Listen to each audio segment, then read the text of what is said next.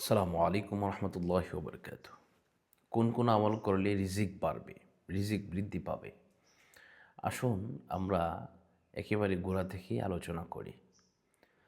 তো দেখেন, আল্লাহ পাক রব্বুল আলামিন বান্দাদেরকে সৃষ্টি করার পূর্বে আল্লাহ পাক রিজিক সৃষ্টি করেছেন। অর্থাৎ আমরা খাবারের জন্য কত কিছুই না করি। আমরা মানুষের সম্পদ আত্মসাৎ করি, মানুষকে ঠকাই, বিভিন্নভাবে বিভিন্ন কায়দায় আমরা টাকা পয়সা ইনকাম করার চেষ্টা করতে থাকি। তো এই বিষয়গুলা যে আ কতটুকু ভয়ানক সেটা আপনারা বুঝতে পারবেন না।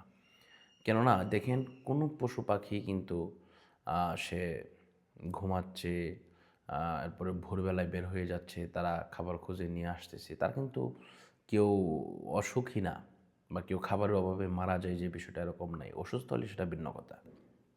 কিন্তু একমাত্র আদম সন্তান, তারাই কিন্তু খাবারের জন্য বিভিন্ন ধরনের আপনার খুন খারাবি, মারামারি এই সমস্তর মধ্যে লিপ্ত হয়ে যায়। আল্লাহু রাজ্জাকুন, আল্লাহ পাক রব্বুল আলামিন হচ্ছেন রিজিক দাতা। এজন্য রিজিক আপনি অন্বেষণ করবেন ঠিক আছে, কিন্তু আপনার যদি রিজিকটা আল্লাহর পক্ষ থেকে আপনি যদি পেতে চান, যদি আল্লাহর সাহায্য পেতে চান, তাহলে আপনাকে কী কী কাজ করতে হবে? এক নম্বরে হচ্ছে আপনাকে সর্ব অবস্থায় পবিত্র অবস্থায় থাকতে হবে।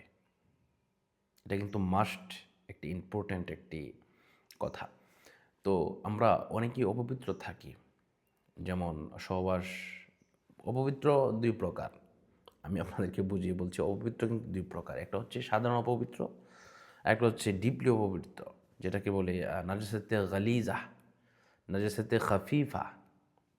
এটার প্রকারভেদ রয়েছে।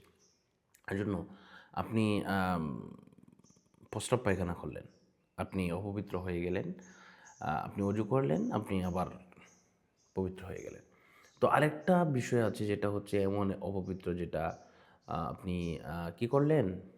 সহবাস করলেন, বা আপনি হস্তমৈথুন করলেন, বা আপনি যে কোনো করলেন, যেটা দিয়ে আপনার বীজরব বাইর হয়ে গেছে। তো এমন ধরনের অপবিত্র হয়ে গেলে যদি কেউ গোসল না করে, ফরজ গোসল আদায় না করে, তাহলে তার আম আশেপাশে শয়তান অ্যাটাক করে এবং রহমতের যে ফেরেশতারা তারা দূরে সরে যায়।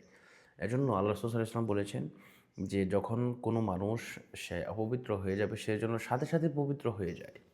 কারণ এটি হচ্ছে অনেক গুরুত্বপূর্ণ একটি বিষয়। সাথে সাথেই পবিত্র হয়ে যেতে হবে এবং আপনার যে কোনো ধরনের, যে কোনো বিষয়ের আপনার অপবিত্র হয়ে গেলে সাথে সাথে পবিত্রতা অর্জন করতে হবে। এটা একটা বিষয়। আর ২ নম্বর বিষয় হচ্ছে আপনার আল্লাহর পথে চলতে হবে, নামাজ পড়তে হবে। আর ৩ নাম্বার হচ্ছে পরিশ্রম করতে হবে। এই ৩টা বিষয় যদি আমরা মেনে চলি, তাহলে ইনশাআল্লাহ আমাদের রিজিকের ফয়সালা আল্লাহ পাক করে দেবেন। রিজিকের কোনো অভাব থাকবে না ইনশাআল্লাহ। তো আজকের মতো এই পর্যন্তই। সকলের সুস্বাস্থ্য এবং দীর্ঘায়ু কামনা করছি। বিদায় নিচ্ছি। আসসালামু আলাইকুম ওয়া রাহমাতুল্লাহি ওয়া বারাকাতুহু।